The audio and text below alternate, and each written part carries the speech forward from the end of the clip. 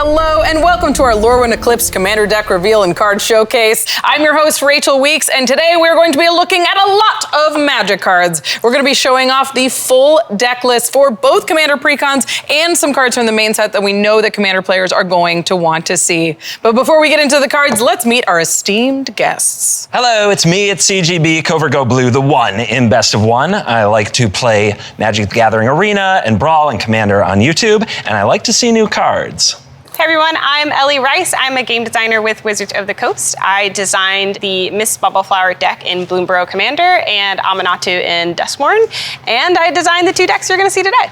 Hello, I'm Jarvis Johnson. I make videos on YouTube about the internet, but in my free time, I like to lose to Rachel Weeks in Magic the Gathering. So I'm excited to be here. To lose at Magic? Actually, to look at some new cards.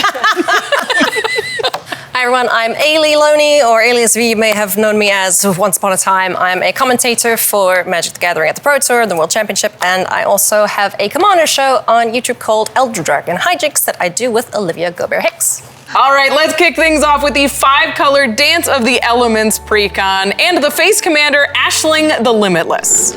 Ashling the Limitless is a 3-mana elemental with a 5-color identity. It gives your elemental spells Evoke and creates a temporary token copy of elementals you sacrifice. Then you have the option of keeping that token if you're able to pay all 5 colors. It's pretty busted. We got to play with it a little bit before we started. Turns out Evoke 4 for 7 or 8 drops is pretty good. I've seen things with value. I've done things for value, but doubling up on the enters triggers from the Evoke elementals, felt a little jealous. A little jealous. So Ellie, tell us what you were thinking about when you designed Ashling. I wanted to do two things. The first one was to really call back to original Lorwyn and call back to the weird creature types, the weird art, all that kind of stuff. But specifically, I really wanted to highlight Evoke and put all the massive elementals under one very strong umbrella.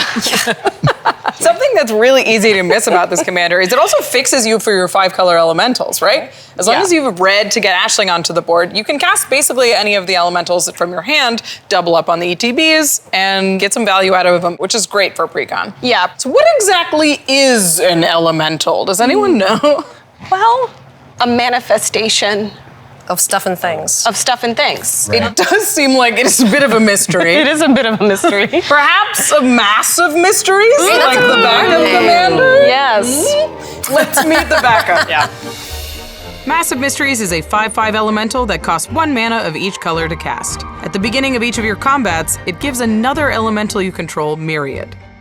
This looks like it's answering the question, what is an elemental? It does look like it's definitely, you know. Obviously, Myriad is an attacking mechanic, and I'm sure that you like that, Eilidh. Oh, yes. But it also doubles down once again on those elemental ETBs that they're so known for. Yeah. Muldrifter here draws how many cards? I hope you like math problems because this feels like one. Yeah, if you have the face commander in play, you can evoke the Muldrifter, draw 2 cards. You get the token copy, you draw 2 more cards. You attack with the hasty token, so you draw 2, 4, 6, 8 cards in a turn. Beautiful. I've died and gone to evoke heaven. Yeah, this is all I need. That's all I need. All right. We're gonna move on to the next group of cards. And this one is a cycle. It's a cycle of giant encore elementals. Let's take a look at the first one, which we'll use sort of as a template. Belonging is a powerful elemental that creates 3 changeling tokens when it enters. If it ends up in your graveyard, you can get even more value with Encore, an ability that creates a hasty but temporary token of it for each opponent left in the game. Talk about an army in a can. Yeah, I mean, sure, the face commander makes it go away at the end if you can't pay Wooburg, but anything with an enters effect that leaves stuff behind, that is such good value. I mean, heck, even this in a tokens deck is just Christmas for those players, so. Not to mention, Encore is a token for each opponent. So now we're multiplying this. If you're playing in a 4-player game, that's 3. So each of these abilities multiplied by 3 is a lot. It's a big swing. All right, well, that was the first in the cycle, but there are 4 others. Let's take a look. 4 more elemental incarnations complete this Encore cycle. There's Subterfuge, whose enters trigger gives a creature flying and has you draw cards when it gets through in combat.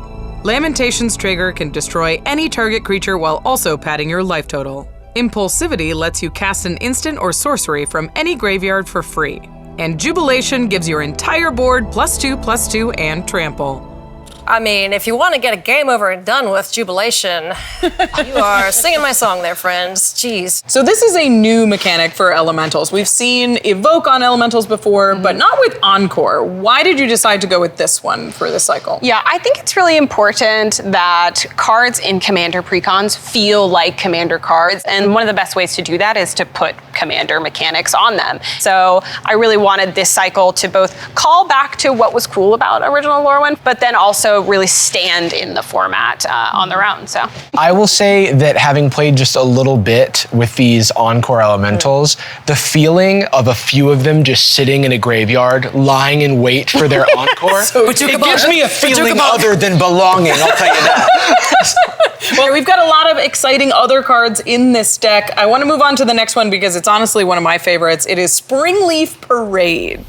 Springleaf Parade is a potentially explosive enchantment, creating as many changeling tokens as you can afford, while also turning all your creature tokens into mana dorks. I love the art on this. Look how cute it is. So cute! Oh, back in those Springleaf drums. I wanted to highlight how powerful this card is, It's because nuts. this is make X Birds of Paradise, right? They don't Essentially, fly, yeah. but like basically. Yeah. These are changelings, so they go with any creature type that your deck can produce on Right. top of that.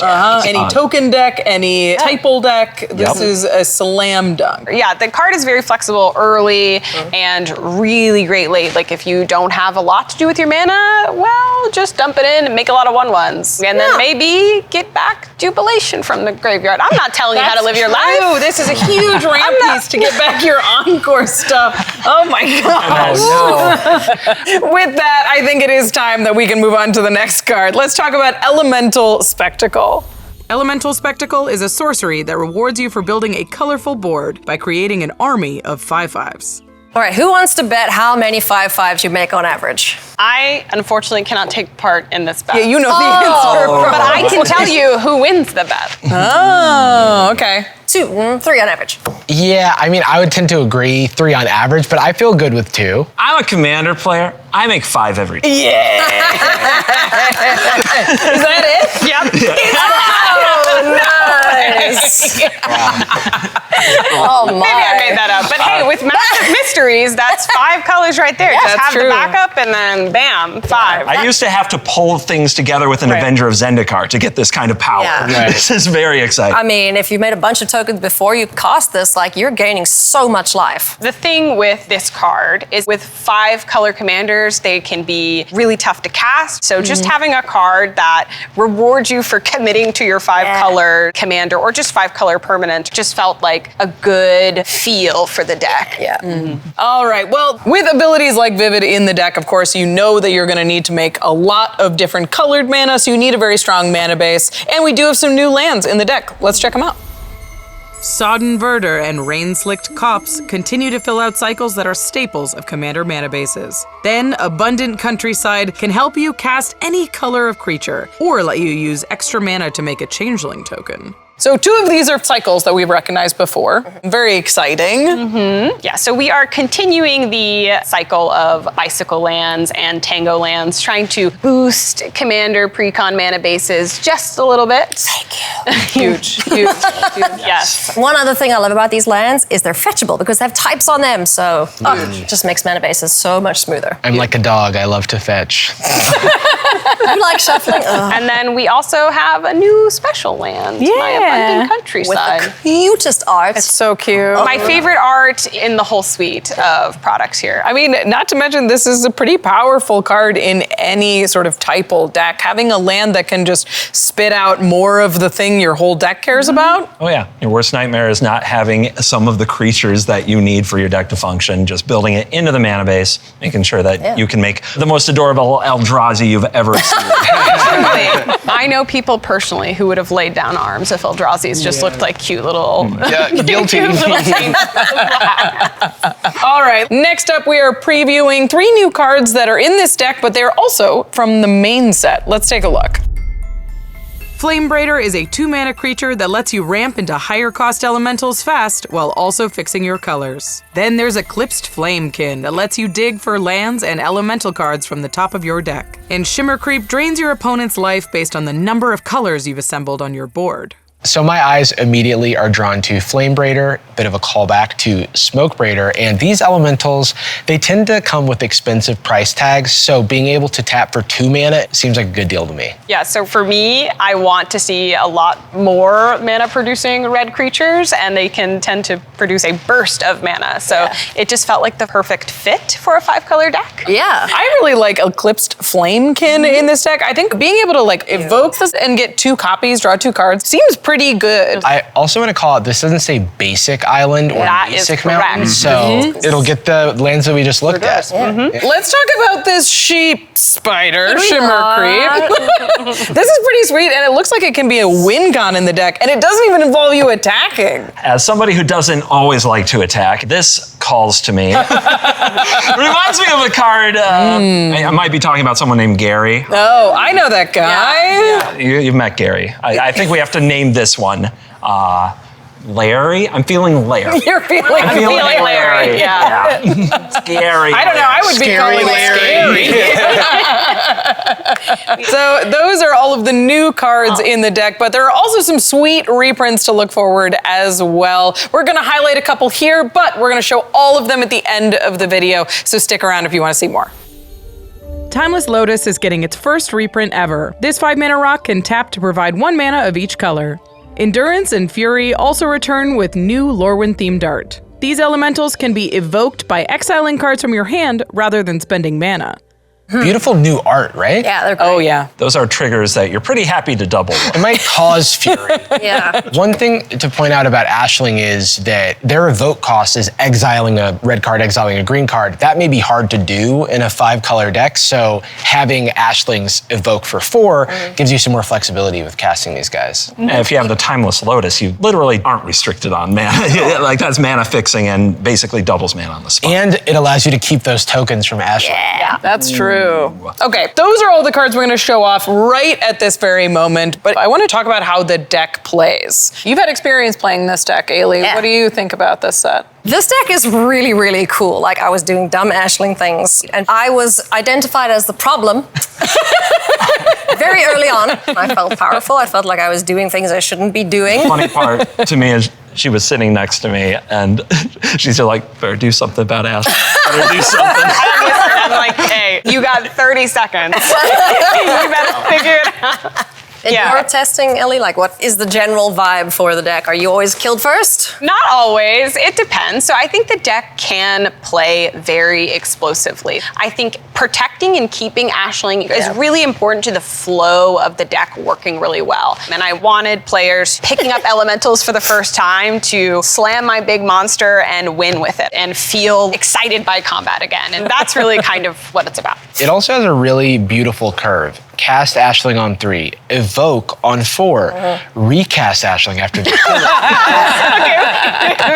and the story goes on. All right, that was the Dance of the Elements deck. We're going to move on to the next one. It's a little grimier, a little spookier. It's Blight Curse. Let's start with the face commander, Anti-Ul Curse Wretch. Anti-Ul Curse Wretch gives value as -1/-1 counters hit the board. When they land on your creatures, you get to draw cards. And when they go on your opponent's creatures, those players lose life. Auntie. Oh, give me a kiss for Auntie. I am so excited to talk about this deck. I think people have been asking for a -1/-1 counters deck in Jund. This is a very cool commander that you got some first-hand experience with, Jarvis. Oh, What do you think yes. about Auntie? I think Auntie is my favorite Auntie. I'll just say that. All my aunties log off. I'm going to say some stuff you don't want to hear. She is just so much value. I found myself discarding a lot of cards because I was drawing so much. It was an embarrassment of riches. And it really does just pay off everything this deck wants to be doing. I really like the push and pull of this deck because I think when you have a -1/-1 counter deck, the temptation is to remove your opponent's stuff over and over and over again.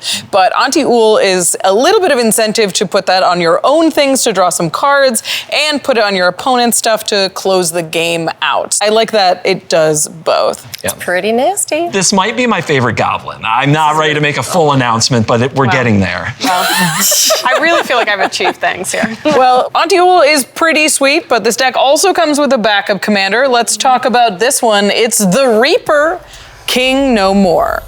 The Reaper, King No More is a 3/3 scarecrow that can steal your opponent's creatures when they die with -1/-1 counters on them. And to make sure that happens, it doles out 2 counters when it enters.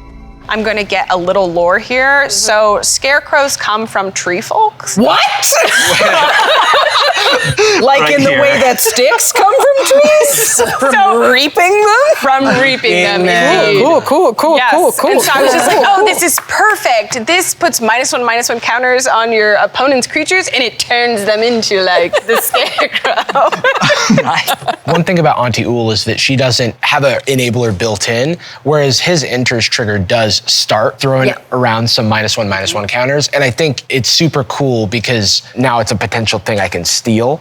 That seems very powerful. Well, I know people have been looking for support for -1 counters for a Yes. very long time. They also got a lot of new cards in the deck, so let's look at some of the cards in the 99, starting with my favorite and the weirdest, the Oft-Nabbed Goat. Off-Nabbed Goat is a 0/5 creature that players can steal for value, but when they do, it gains a -1/-1 counter. Then, if it dies with those counters on it, the goat's owner can reap huge rewards. I love this goat! When we saw this card, I was just like, who doesn't want a mace-wielding goat in their life? Yeah. For the lower price of just 1 mana, you can have it! And the payoff for the owner is pretty incredible, and probably why you drew so many cards. Well, first, I just want to speak to the trust issues this goat must have. I found everyone obsessed with stealing the goat. Yeah. It says draw a card. Yeah. You pay one the mana. 1 and you draw the card. And so your opponents may be so caught up in the value of drawing cards. Maybe you know people like that. Yeah. And then you still draw a bunch of cards. Yeah. And in our case, it died and I had the Reaper King No More. So I was able to reanimate my own goat back to my board. Perma-goat. And thus it went back around for another time. So Kidnapping never ends. it's off-nabbed for a reason. Truly one of the best hug and slug cards Yeah. I think Yeah. I've seen. Very fun. at the same time. Awesome. All right, let's move on to the next group of cards. All of these are going to put -1 counters on creatures. Sinister Gnarlbark is a 3-mana tree folk that gives card draw on your end step at the cost of blighting a creature. Dreadtiller is a scarecrow that watches for blighted creatures to die, letting you recur lands when they do. And Village Pillagers is a 5-mana goblin that puts a -1/-1 counter on each of your opponent's creatures thanks to Wither. Then you'll start pillaging treasures as creatures with counters die. Eilidh, you said that Village Pillagers really jumped out to you. Yeah, this card is so cool. Now, Wither is another way to put -1/-1 counters on things every time you deal damage. And it just so happens that when this guy enters, he just deals 1 damage to everything. So this card good. so much. And it's a goblin, so you know. And he does a little more. Yeah, I'm sure. I don't And then there's more after that. I don't really care about that. I'm just like, woo, counters. But yeah, treasures as well. Yeah, if those creatures happen to die, then this will also get you tapped treasure tokens. Ellie. Yes. I don't know if you know this about the card. Tell me That more. last paragraph there doesn't say -1/-1 counters. It can be any counter. Could be Oh. flying.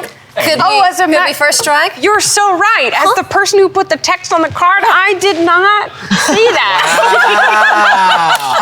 I was so blinded by the I can't synergy. reach you, but Yeah. high five for that. Oh, there we go. Thank you. I love this card. No, It's you're so exactly cool. right. This works with any type of counter. And it's not a legend. So if you make copies of this, you would get multiple treasures then when things die. I'm just so much imagining potential. somebody who's really excited about resolving their belonging and they're thinking about like all these new 1/1 tokens that they have. Look at my little beanie. And then their next opponent is like, all right, I'll just go home.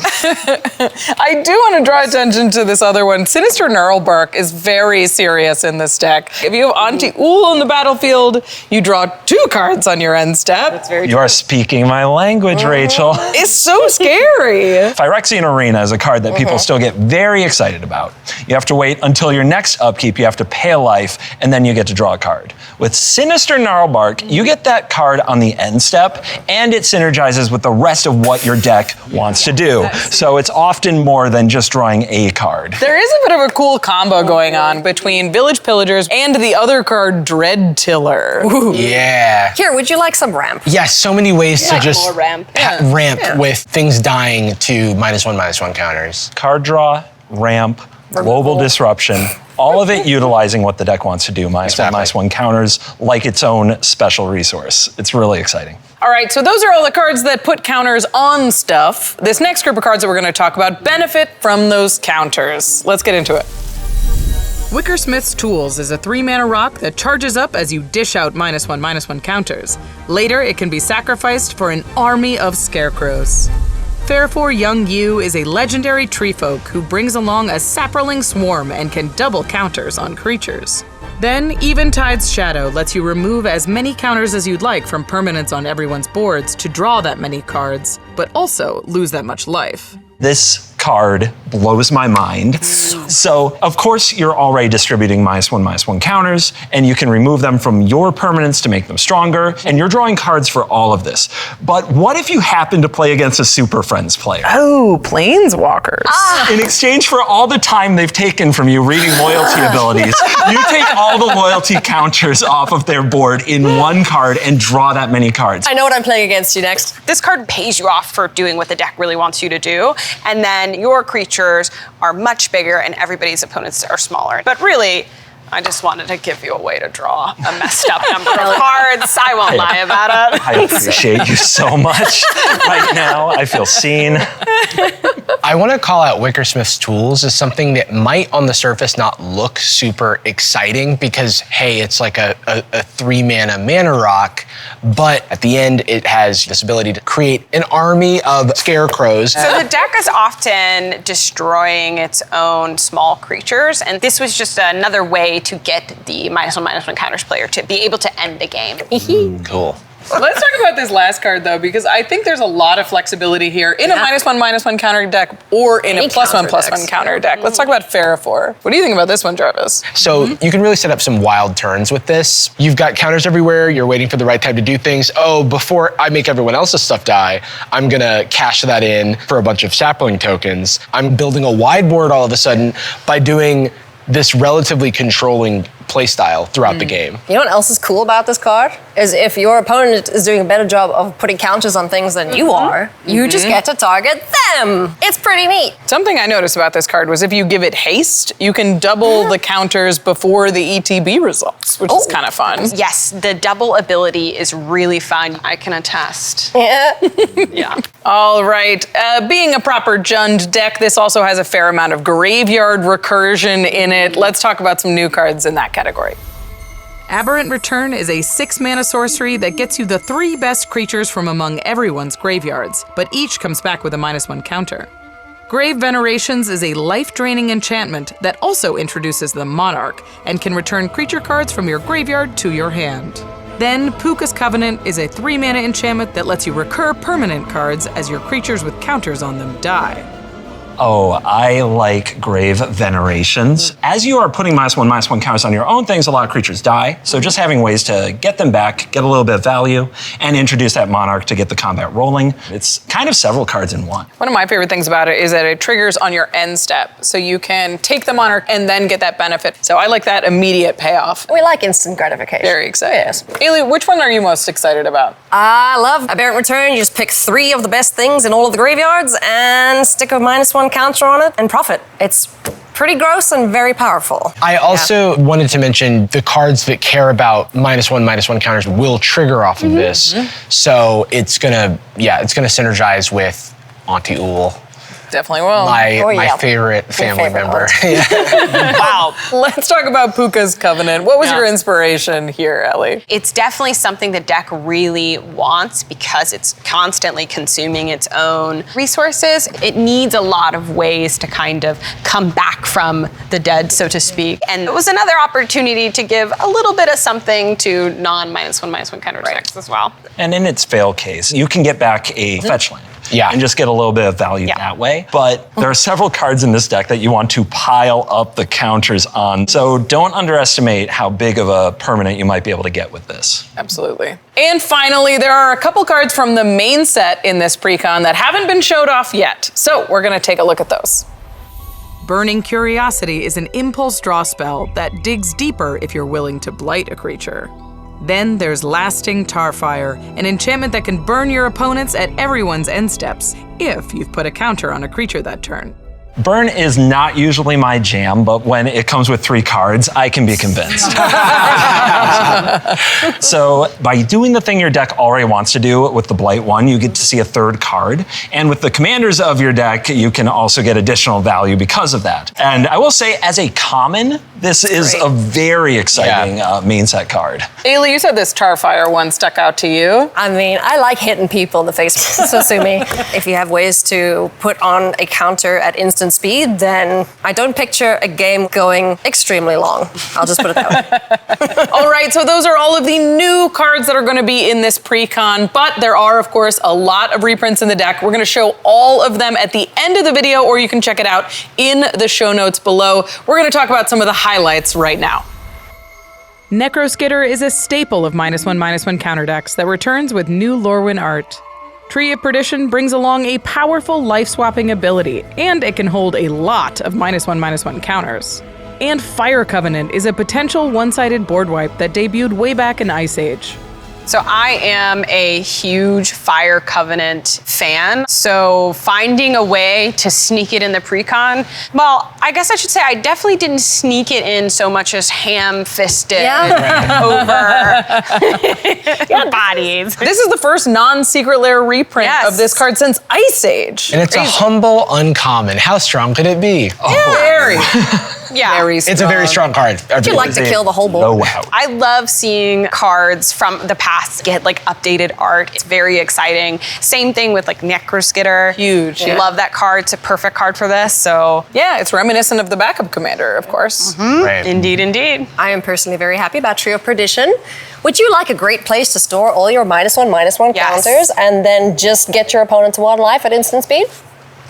It's so strong. It's so strong in It's this so deck. strong. Oh my god. Yeah. Being able to make that toughness smaller and reduce people's life totals even more. I think beautiful. this is a very sneaky piece of tech in the deck. Yeah. Very Take fun. that life gain, Dex. Yeah. It's just another way that this deck is able to profit off of -1/-1 counters on yourself. I just love synergy, and I see that happening right now. We've talked about a lot of synergy already with these individual cards, but I do want to talk about this deck in a more general sense. How do you think it plays? How does it feel? I think you have the most experience playing this deck, Ellie.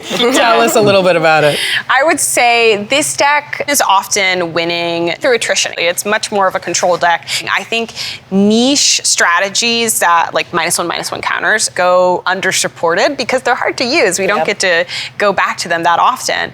But when they build themselves into this engine, like that to me is very exciting to do. And that's really what it does. It pays you off for putting counters on your things, but really the whole point is build yourself this puzzle and go crazy. CGB, you're a resident control player. Any thoughts on how to play this deck well? So one thing I really like about this is that you get to really plan things out without drawing the aggro from the entire table right away by making what seem like small moves that pay off in big ways. And those are the things that I enjoy in a game of Commander. Hell yeah. I felt like playing this deck was so fun. It was just like, what pieces do I need to develop in what order to make the things I want to happen?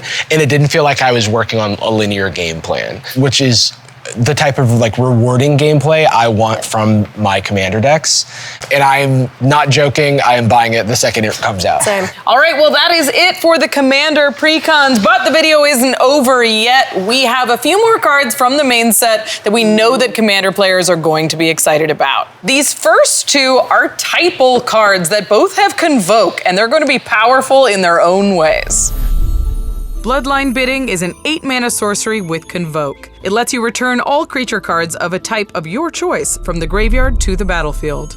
And Collective Inferno is a damage-doubling enchantment for any one creature type that you can also play out early with Convoke. Can we just talk about the art for Bloodline Bidding first? Ugh, gnarly. Are they rats? No, they're pigs. That is very disturbing. It's so good. It's so Wait, one of them looks like a dragon. What? Well, I On guess the left-hand side? Maybe you pick your creature type, right? It's like a Rorschach test. Exactly. Yeah. What do you see? It's a potluck. You know? A potluck is crazy. This is a super popular effect among Commander players, right? We've got a couple cards that have done this in the past, but not quite this effectively, and they're usually not one-sided. And because you can get the cost reduction because of convoke as well, like this is really, really good. So something neat about this card is you can use the creatures that you have on the battlefield to pay for that convoke cost, sacrifice them all, put them all in the graveyard for value, and bring them all back to the battlefield. It seems nasty. Do you want to lose to Rachel again? That seems like a good way to do it. I mean, speaking of losing, this other card will get you dead fast. Oh, yeah. Collective Inferno, again, another convoke spell, and cares about typal, so goblins. Every single bit of damage is doubled. So if you get your village pillagers in, all of a sudden I'm putting double the counters on things. Yeah, I just think mono red, which I know CGB loves. This is going so well. Yeah. I mean, something that's cool about this card is I could absolutely see it going in decks that are just really built around the damage their commander does. Yeah. That convoke means that this is some of the most efficient damage doubling that we have in the format. Right. Yeah. All right, well, the next card we're going to talk about is a part of a cycle that you've seen the beginning of, and it's going to continue today. Let's talk about Wistfulness. Wistfulness is an elemental with Evoke. Spending green on it lets you exile an artifact or enchantment, while spending blue gives card advantage. And if you pay the full mana cost, you can get both, along with a huge 6/5 body. I think it's cool when creatures do stuff that spells do. I like a good enters effect, okay? Especially if you could double it somehow and having alternate options at different parts of the game, like that's super sweet. And this card works really well with the commander deck because you can pay 4 to evoke it, which means you get the green and the blue effect. Yeah. Although the copy that ends up being made will not have those effects because you didn't spend mana for that copy, the fact that this does synergize, at least on the front half, still makes them really worthwhile to play together. Yeah. And the copy would still be a 6/5. So Oh yeah, it's still a 6/5 still with hurts. case. I'm looking forward to the arena auto tapper accidentally invoking without doing nothing and then me crying. Congratulations, you have 6/5 No, stop, why'd you dies. do that? Just kidding. Well, we're almost finished, but it wouldn't be a good commander video if we didn't show off some new legendary creatures from the main set. Let's check out Grub Storied Matriarch. Grub Storied Matriarch is a 2/1 with Menace, who rescues a goblin from the graveyard when she enters. Then you can pay to transform her into Grub Notorious Auntie. Whenever this side of Grub attacks, you can blight another creature to get a tapped and attacking copy of it. You want to say anything about this, Auntie? Yeah. Okay, not my favorite relative ever. Sorry, Grub. So this is from a cycle of legends that have the front side being the Lorwyn side, the back side being the Shadowmoor side. And this one's really interesting because it's got an ETB on the front side, and then on the back side, it can keep using this ability until you need to get a goblin back from your graveyard. I can't believe I'm going to say this. Say it. I don't want to very much, You but do. I have to. Okay. You've made me a goblins player. So I want value, and I'll take it in a goblins form. I'll put it that way. Bravo. It's only taken you, how many years have you played Magic? Oh, we don't want to talk about that. 28. Wow. So the last new card we're going to talk about today is a big one. It's an old fan favorite. Welcome back, Doran. This one is Doran Besieged by Time. Doran Besieged by Time is back as a 4-mana 0/5 that both reduces the cost of your high toughness creatures and powers them up in combat by the difference between their power and toughness. Look at him, he's never looked better. This art is incredible. The art's amazing. Both of the versions are so the good. frame on the borderless is just wow. I mean, I love playing Toughness Matters decks. So seeing Doran come back and just imagining him in a deck with himself, you know, so Duran, you know, I don't know, maybe that could be a big hit. One hit wonder, maybe. It's definitely a big hit. This thing also doubles toughnesses, right? Yeah. So if this is a butt doubler, it's huge with celebrities these days. That's Off the rails, we've gone. Okay, so I was doing a few calculations. I noticed that X is the difference between its power and toughness, and it doesn't say which needs to be bigger. So you could have a 6/1 or a 1/6, and this works all the same. That's true. Wow. Doran's getting feisty. Yeah. Doesn't just care about toughness anymore. He's been working out. Yeah. Time is giving him a lot of wisdom. Okay, that's going to do it for this preview video. Thanks for hanging out with us as we go through all of those commander cards. Stick around until the end to see the rest of the deck list from both of those precons. And if you want to pre-order any of the precons we talked about today, head over to the Lorwyn Eclipsed product page. Thank you for watching. Thank you to my amazing panelists. You all were wonderful. And we've got more preview videos coming out this week, so make sure you stay tuned. Bye. Bye. Lorwyn Eclipsed. In stores January 23rd.